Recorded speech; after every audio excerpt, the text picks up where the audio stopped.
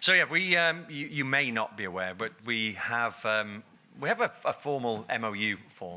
It's a friendly MOU between two organisations, and because we have Gary obviously is here, and Simon's our director for overseas influence and partnerships, and then Mike Reddington and Paddy from the BSIA, who, well, Mike and I have worked alongside each other for a long time when I was at the Security Institute.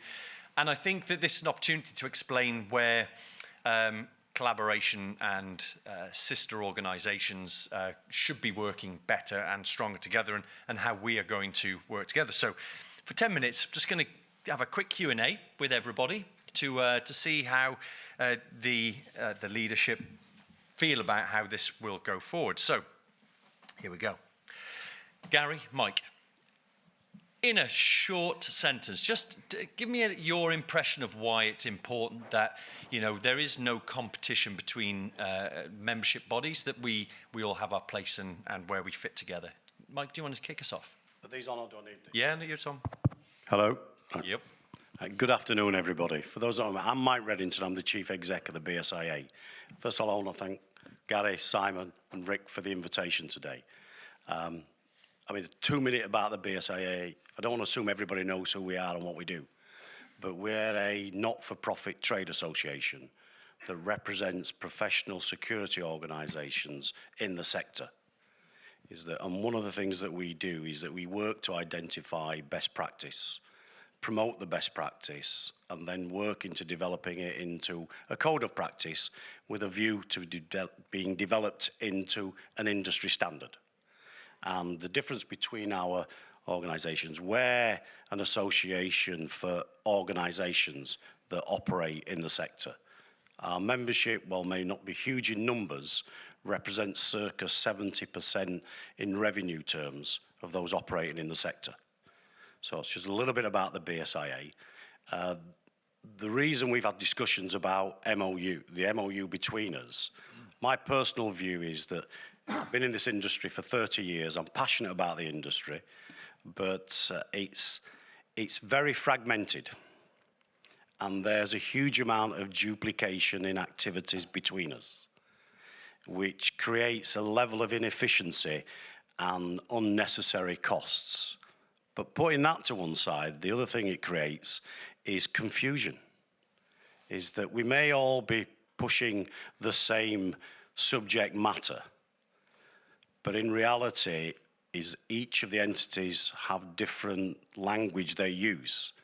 And sometimes that can have a different understanding by the general public or the purchasers of security. And fundamentally, it then creates confusion with a lack of adoption.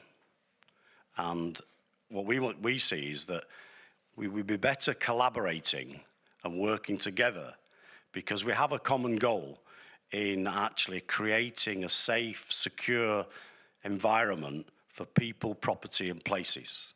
So we're going for the same goal, but we operate in silos, which minimizes our success.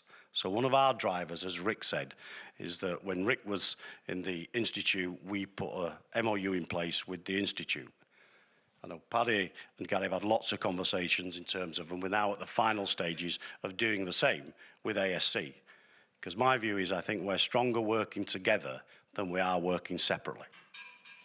Thanks, Mike. Yeah, absolutely, absolutely. Gary, I guess if there is a misperception across the industry that the ASC is a trade body and we're absolutely not, do you want to just explain the difference and how we can work well with the BSIA? Yeah, so like you say, we're not a training body. We are actually working on a level 4 and level 5 risk management qualification, but we're reaching out to an external body to deliver this. But in terms of the BSIA, like Mike said, we want to demystify the language that's being used. We want to make sure that there's a consistency across the industry. And one of the, I suppose, just going off off that topic slightly, but in terms of the membership of the ASC, we've actually attracted a lot more members recently. And one of the reasons for that is in terms of the membership benefits that we've been able to deliver.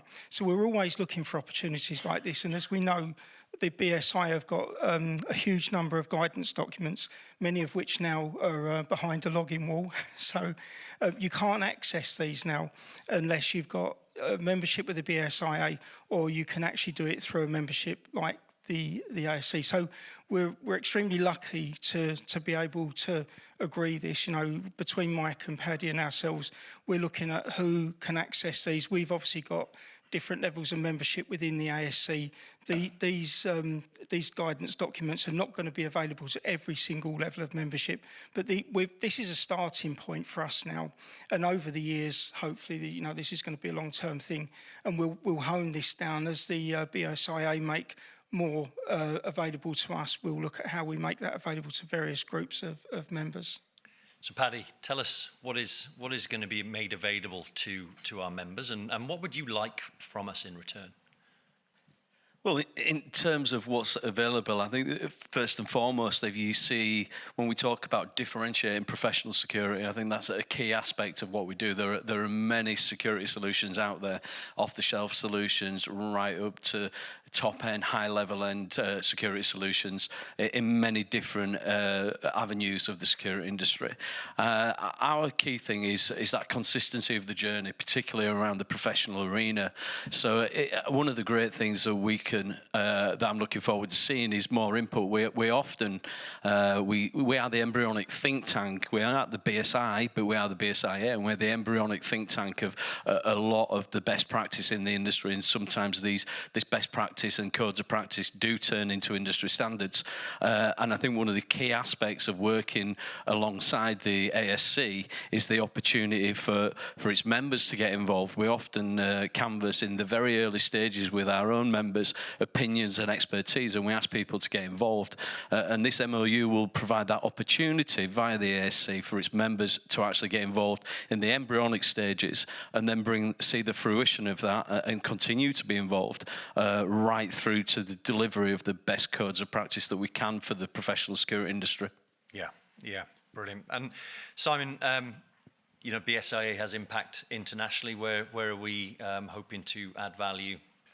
So, as Rick says, the BSIA are very, very good at working with UK government to promote UK products abroad. And what we're looking to do with the BSIA is join on those trade missions and at events around the world, promoting UK security consultants, because we are a really strong brand still in the world.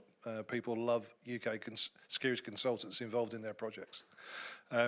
And by doing that, we're promoting the people that are specifying the UK products that the BSIA are trying to promote.